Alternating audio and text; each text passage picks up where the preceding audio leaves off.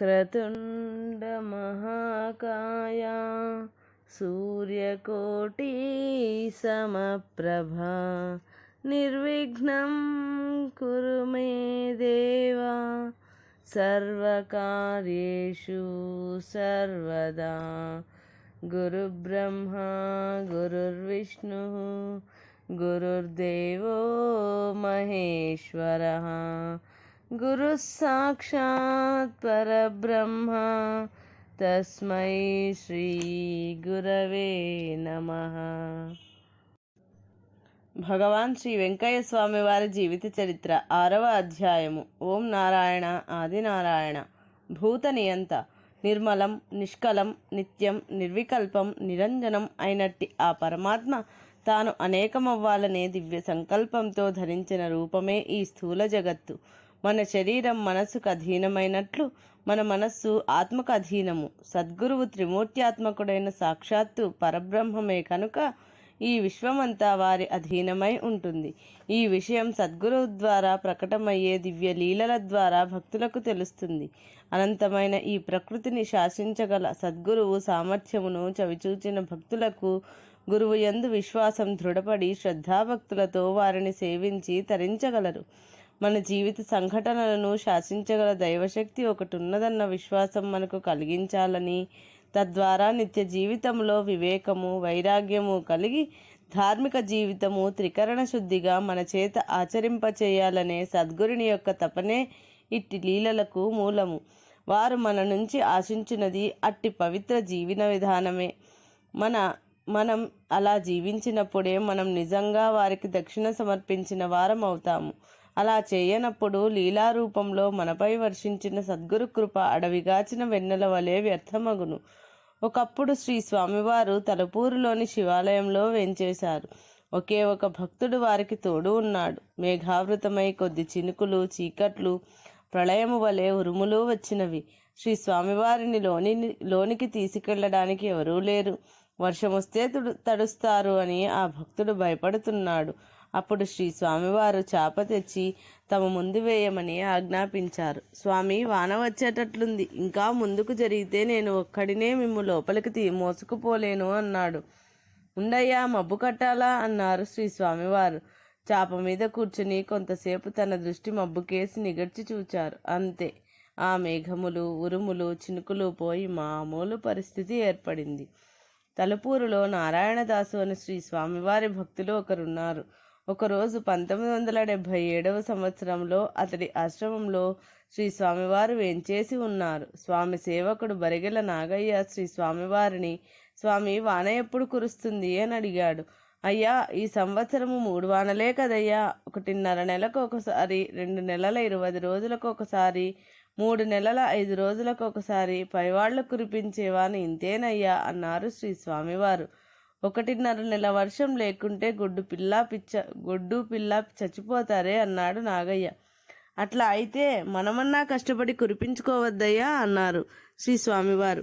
శ్రీ స్వామివారిని నాగయ్య గంజి త్రాగమంటే, అయ్యా, అనుకున్న పని పూర్తి అయితే కదయ్యా నీళ్లు త్రాగవలసింది అన్నారు శ్రీ స్వామివారు. తరువాత వారు సిద్ధలయ్య కొండ దగ్గర 3 రోజులు, కలిచేడులో 3 రోజులు నిరాహారి అయి బండి ఆపండయ్యా అని అహర్నిశలు అరుస్తూనే ఉన్నారు. రాత్రింబవళ్ళు నిద్రపోకుండా కూర్చునే ఉన్నారు. ఆసనమైనా మార్చలేదు. మొదటి రోజు ఎలా ఉన్నారో చివరి రోజు వరకు అలానే కూర్చున్నారు.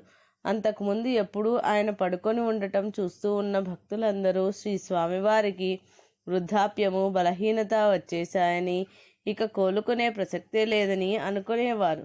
ఈ దృశ్యం చూచేసరికి కనువిప్పు కలిగి శ్రీ స్వామివారిలోని కార్యదీక్ష, శక్తి తెలిసి వచ్చాయి.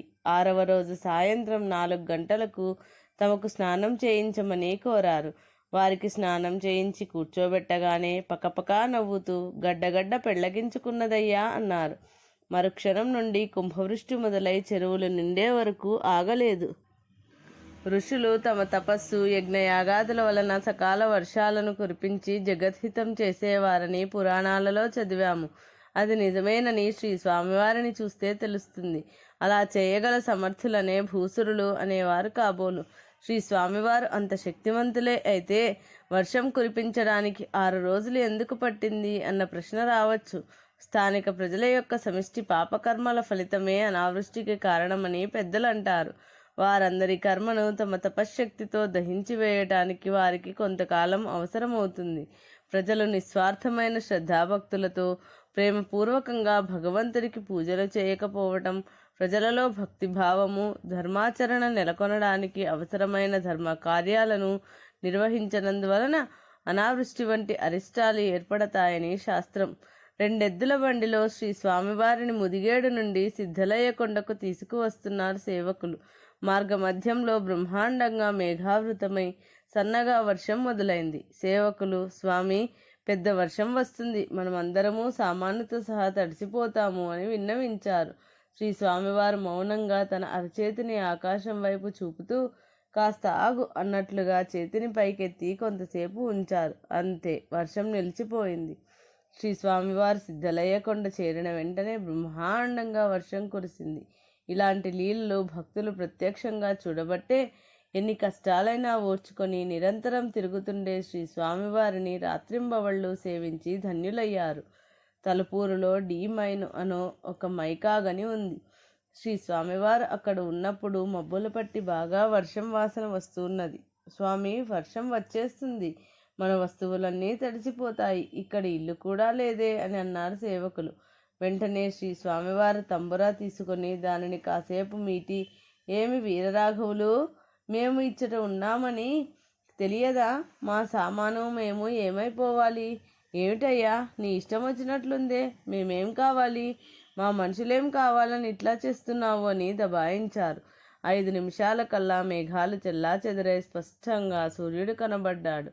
ఇలానే ఒకప్పుడు షిరిడీలో గాలివాన ప్రారంభమైంది. త్వరగా ఇల్లు చేరవలసిన భక్తులు ఆందోళన పడుతుంటే సాయి మసీదు నుండి బయటకు వచ్చి, ఓ అల్లా, నా బిడ్డలు క్షేమంగా త్వరగా ఇల్లు చేరాలి, వర్షమిక చాలించు అని గద్దించగానే వర్షం ఆగిపోయింది. ఒకప్పుడు మద్రాసు రాష్ట్రం నుంచి వచ్చిన భక్తులు 2 సంవత్సరముల నుండి వారి ప్రాంతములలో పూర్తి వర్షములు లేవని శ్రీ స్వామివారికి విన్నవించుకున్నారు. భగవంతునికి అర్జీ రాయండయ్యా అని చెప్పి శ్రీ స్వామివారి చీటీ రాయించి తన తొడ క్రింద పెట్టుకుని 5 రోజులు అన్నపానీయాలు నిద్ర మాని అలాగే కూర్చున్నారు. 5వ రోజు ఆ ప్రాంతంలో వర్షం పడి చెరువులు నిండిన తరువాతనే శ్రీ స్వామివారు గంజి త్రాగారు.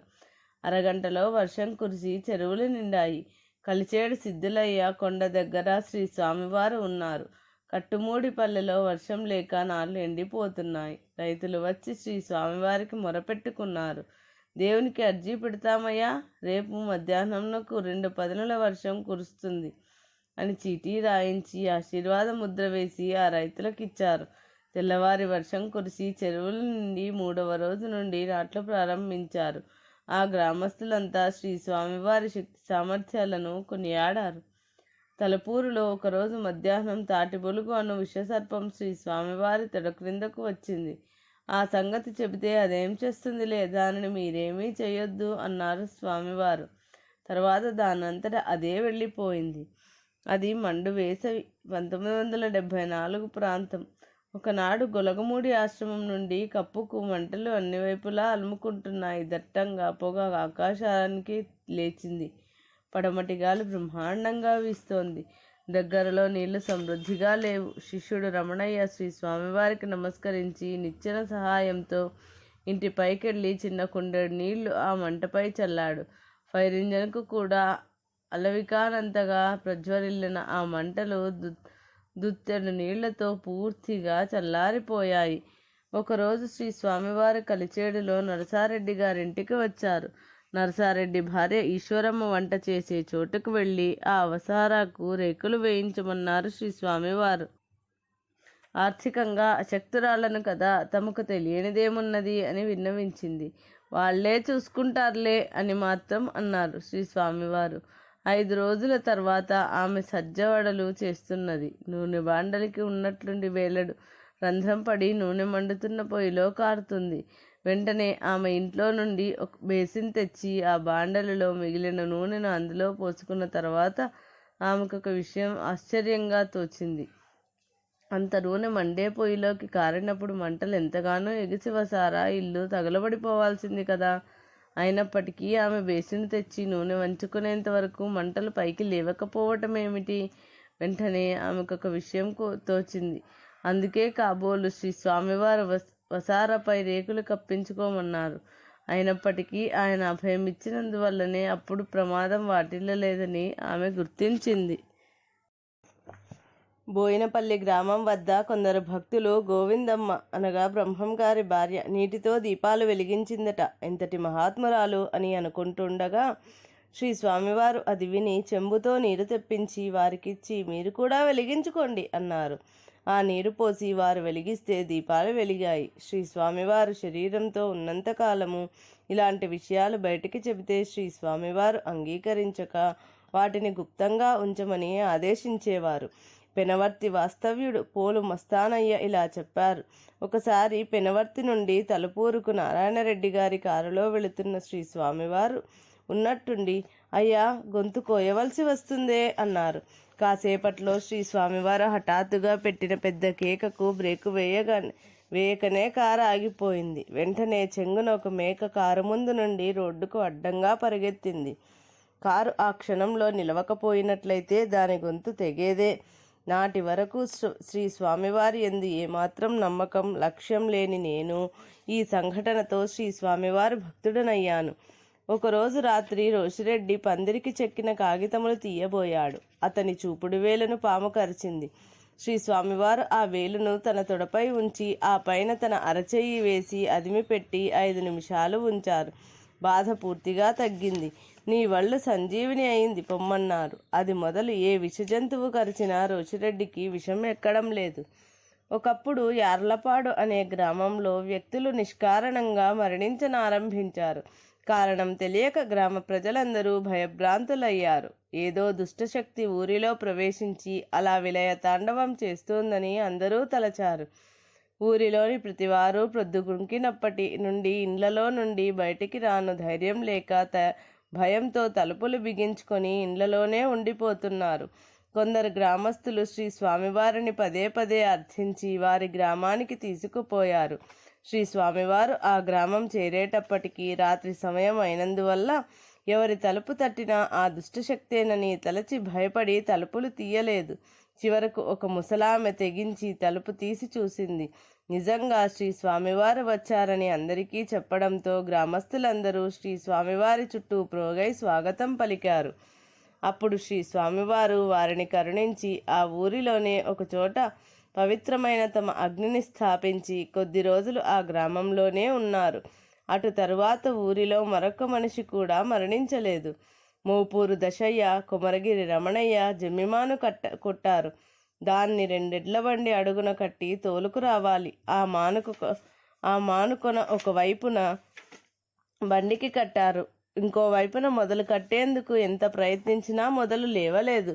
ఇంతలోనే శ్రీ స్వామివారు వస్తే వారికి చెప్పారు. పలావు తినే వాళ్లను పిలవండయ్యా, లేస్తుంది అన్నారు.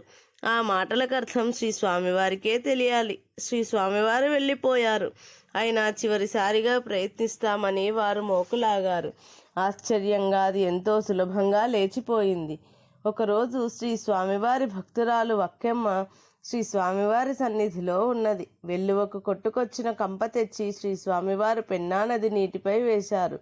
ఆ కంపకు తన కపిలమోకు నిప్పును అంటించి మంట పెట్టారు. నదిలోని నీటిని శ్రీ స్వామివారు తన ముంతతో ముంచి మంటపై చల్లుతున్నారు. ఆ మంటలు చల్లారే బదులు అంతకంతకు ప్రజ్వలించసాగాయి. ఇటువంటి లీలే శ్రీ అక్కల్కోట స్వామివారి చరిత్రలో కూడా మనకు దర్శనమవుతుంది. ఎరుకల రాజు అనగా కుళ్ళూరు రాజుపాలెం గారి బావిలో వేసవికాలం నీరుండదు. వర్షాకాలం నీరున్నా పురుగుపట్టి వాసన. ఒకరోజు శ్రీ స్వామివారు ఆ బావిలో మునిగి వచ్చారు. అది మొదలు ఆ నీరు పురుగులు వాసన పోయి తరుగు లేకుండా ఉంది. ఒకప్పుడు వంగుపల్లెలో కలరాదేవత స్వైర విహారం చేసి జనాన్ని గుంపులు గుంపులుగా చంపుతుంది. ఏరుగట్ల నిండుగా ప్రవహిస్తున్నందున గ్రామస్తులెవ్వరూ శ్రీ స్వామివారి దగ్గరకు రాలేకపోయారు. శ్రీ స్వామివారు ఒక కాగడా వెలిగించి చలమానాయుడి చేతికిచ్చి, అటూ ఇటూ చూడకుండా నీ దృష్టి కాగడాపై పెట్టి నడవమన్నారు. చలమానాయుడు ముందు శ్రీ స్వామివారి వెనుక నడిచి ఆ గ్రామం చేరారు. ఏటిలో నీరు చలమానాయుడికి మోకాటిలోతే ఉన్నవి. శ్రీ స్వామివారు ఊరి వెలుపలకు కర్ర నాటి దానికి ఒక చీటీ రాయించి కట్టి తిరిగి వచ్చేశారు. అది మొదలు ఆ గ్రామంలో ఒక్కరు కూడా మరణించలేదు. శ్రీ స్వామివారిని నమ్ముకున్న వారికి వారి రక్షణ అడగకనే లభిస్తుందని గమనించాలి. వెంకయ్య పేరు మీద పిడికెడన్నం పెట్టిన వారికి, తెచ్చిన వారికి వారి మంచి చెడ్డలన్నీ మనం చూడొద్దయ్యా అని శ్రీ స్వామివారు అభయమిచ్చి ఉన్నారు. ఈ విషయం శేషయ్య నాయుడు గారి ఎడల ఎలా నిజమైందో చూద్దాం. శ్రీ స్వామివారు ఒంటరిగా అడవులలో తిరుగుతుండే రోజులలో శ్రీ స్వామివారు తరచూ చెర్లోపల్లి గ్రామస్తులైన ఎస్ శేషయ్య నాయుడు గారింటికి వచ్చేవారు. అర్ధరాత్రప్పుడు వచ్చిన శేషయ్య గారి తల్లిగారు ఆ మహనీయునికి భక్తితో కడుపు నిండా అన్నం పెట్టేది. 1976లో చెర్లోపల్లి శేషయ్య నాయుడు గారు త్రోవన వస్తుంటే శ్రీ స్వామివారు ఆయనను పిలిచి, నీకు 1 సంవత్సరం 4 నెలల 6 రోజులకు గండం ఉంది. తిరువళ్ళూరు వీరరాఘవస్వామి తప్పిస్తారు అని చీటి రాయించి ఇచ్చారు. కొన్నాళ్ల తర్వాత తన పొలంలో కయ్యి నిండా నీళ్లు పెట్టి రొంపి దుక్కి దున్నుటకు ఎద్దులను నాగలికి కట్టి తోలగా ఒక ఎద్దు కయ్యలోకి దిగిన వెంటనే కిందపడి తన్నుకుంటోంది. ఆతృతగా చేలోకి దిగిన నాయుడు గారికి కాళ్లకు చివుక్కుమన్నట్లయిందట. కానీ లెక్క చేయక ఎద్దును ప్రక్కకు లాగుతుండగా చేలో కరెంటు ఎర్తయినట్లు గుర్తించి కేకలు వేసి మెయిన్ ఆపించారు. ఒక ఎద్దు మాత్రం అక్కడికక్కడే చనిపోయింది. మరొక ఎద్దు తప్పించుకున్నది. కానీ తనకు మాత్రము ఏ అపాయం జరగలేదు. ఎద్దు చావుకు కారణం బోధపడక మెయిన్ ఆన్ చేసి టెస్టర్తో పొలంలో నీటిని పరిశీలిస్తే చేనంతా కరెంటు ఎర్తయి ఉంది. ఆలోచించాక కొంతకాలం క్రిందట శ్రీ స్వామివారు రాయించి ఇచ్చిన చీటీ వెతికితే దొరికింది. అందులో శ్రీ స్వామివారు రాయించిన 1 సంవత్సరం 4 నెలల 6 రోజుల గండం ఆ రోజుకు రావలసి ఉన్నది. కనుక ఆ మరణగండం నుండి కేవలం శ్రీ స్వామివారి కృప వలన బయటపడ్డానని నాయుడుగారు తెలుసుకున్నాడు. అణిమాది అష్టసిద్ధులు శ్రీ స్వామివారికి దాస్యం చేసేవి. ఉదాహరణకు పాలకొండ సుబ్బారెడ్డి ఒకరోజు చాకలిగుంట దగ్గర జమ్మిమాను కొట్టేశాడు. శ్రీ స్వామివారు నడిచే రోజులవి. మనం వెంటనే వెళ్ళాలి, మాను ఎత్తుకోండి అన్నారు స్వామివారు. అది చాలా బరువుగా ఉంది. శ్రీ స్వామివారు చెప్పారు కనుక ప్రాణాలు బిగబట్టి సుబ్బారెడ్డి ఎలాగో నెత్తికెత్తుకున్నాడు. కానీ నిలువునా కూలిపోయేటంత బరువుగా ఉందది. 4 బారలు నడిచాక శ్రీ స్వామివారు, బరువుగా ఉందయ్యా, ఆడవేయ్ అన్నారు. బ్రతుకు జీవుడా అంటూ క్రింద పడేశాడు. శ్రీ స్వామివారు తన చేతికర్ర తీసుకుని ఆ మానును ఈ వైపుకు ఆ వైపుకు పొడిచారు. ఇప్పుడు ఎత్తుకో అన్నారు శ్రీ స్వామివారు. అప్పుడు ఎత్తుకుంటే నిజంగానే తేలిగ్గా ఉంది ఆ మాను. స్వామి తలుచుకుంటే ఏమైనా చేయగలడురా అని అనుకున్నాడు సుబ్బారెడ్డి. నరసాపురం రైతు తన పొలంలో బావి ఎంత లోతు త్రవ్వినా నీరు పడలేదు. శ్రీ స్వామివారిని శరణు పొందాడు. శ్రీ స్వామివారు ఆ బావిలో టెంకాయ కొట్టి కొద్దిగా త్రవ్వి బయటకొచ్చేశారు. తెల్లవారేసరికి బావి నిండా నీరు ఊరింది. ఈ వింత చూచిన ఊరి జనమంతా ఆశ్చర్యంతో శ్రీ స్వామివారికి నివాళులర్పించారు. నాగుల వెల్లటూరు వాస్తవ్యుడు నూతేటి శ్రీరాములు నాయుడు తన పొలంలో బావి త్రవ్విస్తున్నాడు. 18 అడుగులు త్రవ్వాక కఠినమైన బండపొడి త్రవ్వుటకు అలివి కాలేదు. ఆ ప్రాంతములో బావి 30 అడుగులు త్రవ్వితే గాని నీళ్లు పడవు. స్వామివారికి విన్నవించారు. 4 రోజులు నిండుకుండా అన్నం కొంచెం తీసి బావిలో వేసి మరి 4 రోజులు పని ఆపి అవతల ఏమవుతుందో చూడు అన్నారు శ్రీ స్వామివారు. ఆయన అలాగే చేసి 8వ రోజు పని మొదలు పెడితే అంత కఠినమైన బండ మెత్తగా తెగన ఆరంభించి పని అతి సులభంగా పూర్తయింది. గోపారం పాలకొండ సుబ్బారెడ్డి గారు ఒకప్పుడు బావి త్రవ్వించాలని స్వామివారిని అడిగితే సముద్రం అని రాసుకోమన్నారు. వారు చెప్పినట్లే ఆ బావిలో ఊట 5 హార్స్ పవర్ ఇంజన్ పెట్టి కొడితే కూడా తరగడం లేదంటే అది నిజంగా సముద్రమే కదా. మల్లిక వెంకయ్య శ్రీ స్వామివారి గుండమునకు కట్టెలు కొట్టేవారు. ఒకనాడు సిద్ధలయ్య కొండ దగ్గర మునికన్నెలు వెంకయ్యను తమతో రమ్మని పీడించినవి. వారు నీకు మరొక గొప్ప గురువును చూపుతామని ఆశ చూపినవి. కానీ వెంకయ్య తాను తన గురువును వదిలి రానని వారిని వెంటనే వెళ్ళిపోమ్మని చెప్పారు. వారు వెళ్ళిపోయారు. వారు ఇదే విధంగా కనిపించి అనేక సార్లు వేధించేవారు. ఒకరోజు అతడు స్వామి సన్నిధిలో ఉండగానే కన్యకలు ధైర్యం చేసి శ్రీ స్వామివారి సమీపానికి వచ్చి అతన్ని పిలుస్తున్నాయి. శ్రీ స్వామివారు వెంకయ్యను తన దగ్గరకు పిలిచి ఆయన గుండెపై ఒక్క చరుపు చరిచి, నీకిక వాటి బాధ లేదులే పో అన్నారు. నాటి నుండి ఆ మునికన్యకలు వెంకయ్య చెంతకు రాలేదు. ఒకరోజు శ్రీ స్వామివారు, వెంకయ్య, ఏ గాలి కానీ భూతం కానీ పిశాచం కానీ నీ ఆజ్ఞ పాటించకుంటే నేను చెప్పినట్లు నడుచుకుంటావా లేక గురుదేవుని అగ్నిస్తంభం పట్టుకుంటావా అని గట్టిగా దబాయించి నిలేసేయి. నేను చెప్పిన నియమాలు నీవు పాటించినంత వరకు వాటిని చూచి నీవేమీ భయపడనక్కర్లేదు అని అభయం ఇచ్చారట. ఒకప్పుడు కంటేపల్లిలో పశువులలో గాలికుంటూ వచ్చి అందరి ఎద్దులు జబ్బున పడ్డాయి. శ్రీ స్వామివారి గుండమునకు కట్టెలు సమకూర్చే వెంకయ్యకు ఎవరూ బండి ఎద్దులు ఇవ్వలేదు. వెంకయ్య తన గురుదేవుడు అనుగ్రహించిన మంత్రం స్మరించి పోలేరమ్మను ఆ వాహనం చేశాడు. ఆమె వచ్చి అతని ఎదుట నిలిచి తన జుట్టుముడి విప్పి తల విరయబోసి ఆ వెంట్రుకలకున్న అసంఖ్యాకమైన కన్నులను ప్రదర్శించింది. ఆ దృశ్యంతో అతడు భయపడి పారిపోతాడని ఆమె భావం. కానీ వెంకయ్య అలాంటి క్షుద్ర శక్తులకు బెదిరే ఘటం కాదు.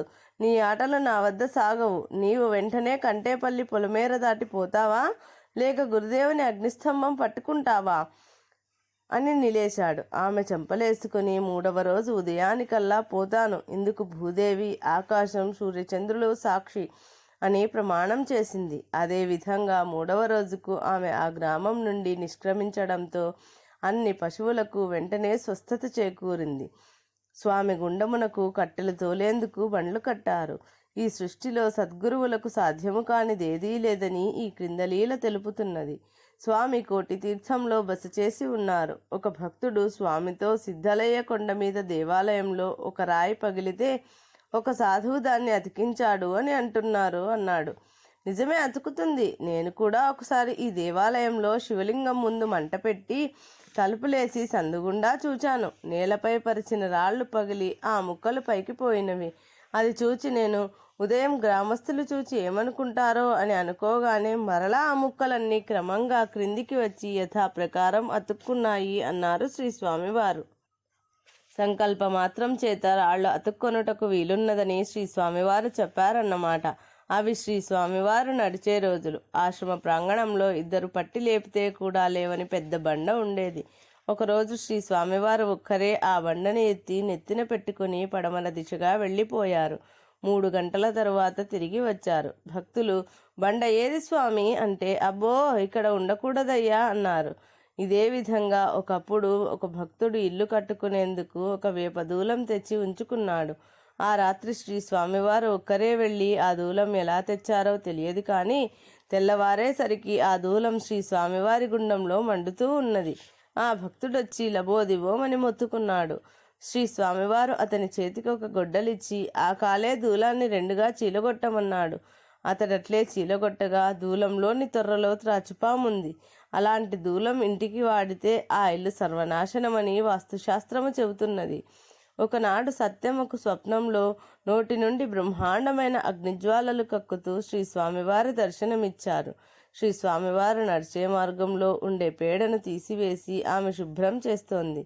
శ్రీ స్వామివారు ఆమెతో, నా పేరు మీద పిడికెడు మెతుకులు పెట్టిన వారి మంచి చెడ్డలన్నీ నేను సరిచేసి రావాలమ్మా అంటున్నారు. మల్లిక వెంకయ్య శ్రీ స్వామివారి తొలి ఆరాధనకు కట్టెలు తోలుతున్నాడు. ఉదయం 4 గంటల ప్రాంతంలో చీకటిలో ఎద్దులు పామును త్రొక్కాయో ఏమో గాని ఒకచోటకు నాగుపాము పడగ విప్పి తోకపై నిలబడి బండిని అడ్డగించింది. వెంకయ్య బండి నిలిపి గొడ్డలు తీసుకొని దానిని నరకడానికి సమీపించాడు. కానీ అది బుసకొట్టుతూ రొదపెడుతూ తోక మీద లేచి అటు ఇటు చిరుబురులాడింది. కానీ ఎద్దులను గాని వెంకయ్యను గాని ఏమీ చేయలేదు. వెంకయ్య దానిని నరికే ప్రయత్నం మాని శ్రీ స్వామివారు తనకు నేర్పిన మంత్రం స్మరించాడు. వెంటనే ఆ నాగు పడగ దించి దక్షిణంగా వెళ్ళిపోయింది. ప్రస్తుతం పెనవర్తి వడ్డిపాలెం వాస్తవ్యుడిలా చెప్తున్నాడు. నెల్లూరు పొట్టేపాలెం సమీపంలోని పెన్నా నదిలో రైతులు పుచ్చ చెట్లు వేశారు. శ్రీ స్వామివారు అచ్చట ఒక ఇసుక తిన్నెపై తన మామూలు ప్రకారం అగ్నిగుండం వేసి మకాం వేశారు. ఈ ముసలాయన ఉన్నాడు. ఇక తోట కాపలాకు డోకాలేదని సంతోషించారు రైతులు. ఏటికి పై భాగాన వర్షం పడి ఏరు కొద్దిగా పారుతుంది. ముసలాయన, ఏటికి నీరు ఎక్కువగా వచ్చేస్తాయి, ఊర్లోకి రమ్మని ఎంత చెప్పినా స్వామి కదల్లేదు. రైతులు వెళ్ళిపోయారు. అటు తర్వాత ఏరు గట్లు తన్నుకొని పారింది. 3వ రోజు రైతులు వచ్చి చూస్తే స్వామి స్థానంలోనే ఉన్నారు.